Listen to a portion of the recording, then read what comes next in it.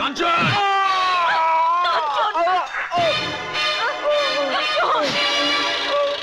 চল চল আমার সঙ্গে, ওঠ ওঠ, এদিকে আয়। চল চল তুই, এদিকে আয়। আয়, আয়।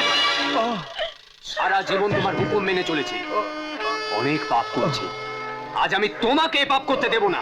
তার মানে তুমি ভাবতে আমি কালা না? আমি কিছু কিছু সময় কিছু কিছু কথা শুনতে পাই না। হ্যাঁ, আমি হুকুম দিচ্ছি, ওকে ছেড়াও। চল চল চল, আয় আয় এদিকে আয়, চলো এসো, চলো।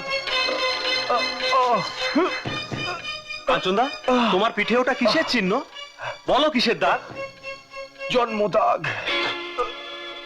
এই চিহ্ন আমাদের রাজবংশের চিহ্ন। এ আমার পিঠে আছে, তোর পিঠে আছে, তেমনি তোর দাদার পিঠেও আছে। মালা! জন্মদাগ?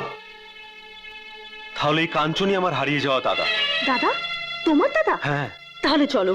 দাঁড়ান দাঁড়ান দাঁড়ান দাঁড়ান, আপনি কি আপনার বাবাকে সব কথা বলুন। মালাকে বাঁচাতেই হবে। আমি যাচ্ছি কাঞ্চনের বাবাকে খবর দিতে। যান, দেরি করবেন না, যান।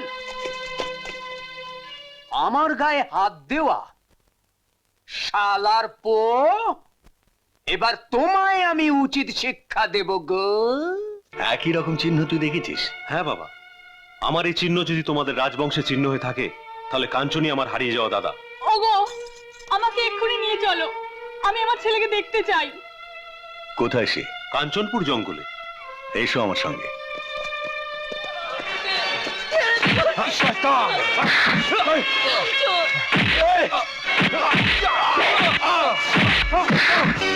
দাদা!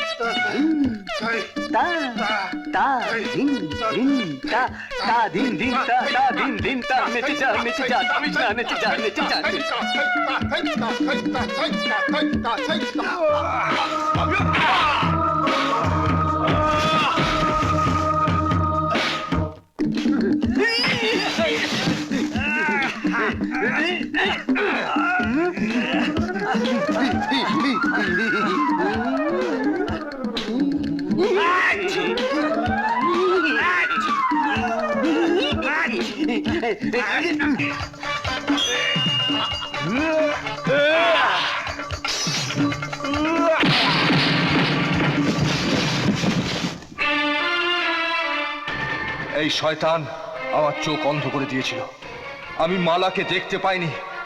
আজ তোর চোখ আমি অন্ধ করে দেবো।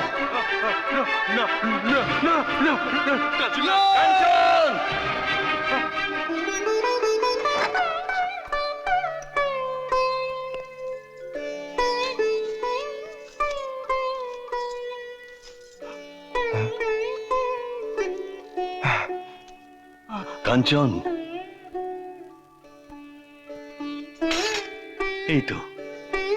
এই তো আমাদের খোকা। ওরে, তুই আমাদের সেই হারিয়ে যাওয়া সন্তান, যাকে 20টা বছর ধরে আমি তন্ন তন্ন করে খুঁজেছি। আয় আয় আমার বুকে আয়, আয় বাবা। বাবা! হ্যাঁ বাবা, তুই আমাদেরই সন্তান। দাঁড়াও, কে তোমার সন্তান? কাঞ্চন আমার সন্তান। ও যে তোমার সন্তান, তার কোনো প্রমাণ আছে? আছে, ওর পিঠে আমার এই বংশচিহ্ন আছে। আমার রাজবংশের প্রত্যেকটি মানুষের শরীরে এই চিহ্ন আছে। এ তুমি কি বলছো বন্ধু? হ্যাঁ, আয় আমার বুকে আয়। বাবা! না, কাঞ্চন আমাদের ছেলে, তোমরা কারা? আমরা আমরা কাঞ্চনের বাবা মা। রাম সিং, সত্য ঘটনাদের খুলে বলো। মহারাজ, আপনি তো সবই জানেন। কাঞ্চনকে আমি কাঞ্চননগরের জঙ্গলে কুড়িয়ে পেয়েছিলাম। কাঞ্চননগরের জঙ্গলে? হ্যাঁ মহারাজ। হ্যাঁ হ্যাঁ, একদিন ওই কাঞ্চননগরের জঙ্গলে ডাকাতরা আমাদের শিশুপুত্রকে ছিনিয়ে নিয়েছিল। শোনো, এই সেনাপতিকে গ্রেপ্তার করে দরবারে হাজির করো, ওর বিচার হবে। এই চলো, এই, বন্দি কর বেঈমানটাকে। চোখ রাঙিয়ে কোনো লাভ নেই বন্ধু, আগেই বলেছিলাম ভালো হও বাবা, ভালো হও বাবা, ভালো হও। এই নিয়ে যা বেঈমানটাকে। এই দূর হালা পূজা ঠিক আছে। হালা বন্ধু, তুমি আমাকে ক্ষমা করে দিও। আমি না জেনে তোমার কাঞ্চনের উপর অনেক অবিচার করেছি, অনেক অত্যাচার করেছি। বাবা কাঞ্চন, হ্যাঁ? তুমি আমাকে ক্ষমা করে দিও। এ কি বলছেন? মালা, আয় মা। বাবা, কাঞ্চন, আমার কন্যা মালাকে আজ থেকে তোমার হাতে তুলে দিলাম। বন্ধু, আজ থেকে তুমি আমার বেয়াই। চলো চলো যাই। বাবা, না না, এখানে আর নয়। চলো চলো যাই। বাবা, মা, আমার দিব্যি লাগে। তোমরা আমাকে ছেড়ে যেও না। আমি তোমাদের ছেড়ে থাকতে পারবো না মা, তোমাদের ছেড়ে বাঁচতে পারবো না বাবা। কাঞ্চন, চল। এসো বাবা। বাবা, তোমরা শুধু আমার জন্মদাতা, কিন্তু এরা 20টি বছর ধরে আমাকে বুকে আগলে রেখেছে। স্নেহ মমতা দিয়ে লালন পালন করে আমাকে মানুষ করেছে। আমাকে খাওয়াবার জন্য নিজেরা উপোস থেকেছে। এদের ছেড়ে কিছুতেই আমি রাজপ্রাসাদে ফেরত যাব না।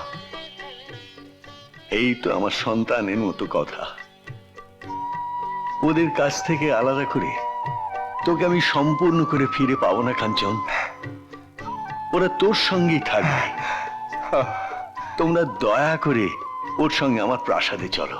এ আপনি কি বলছেন মহারাজ? চলো সবাই রাজপ্রাসাদে ফিরে যাই, তারপর কাঞ্চনকে রাজ্যভার বুঝিয়ে দিয়ে আমি এবার অবসর নেব। বন্ধু, দাঁড়ান দাঁড়ান দাঁড়ান দাঁড়ান, শুধু কাঞ্চন আর মালার মিলন হলো, আমার বিয়ে হবে না? আমার প্রিয়া কোথায়? এই না না, আপনাকে না, এই তো আমার প্রিয়া। এসো, দেখলে হবে। যা। খুঁজছে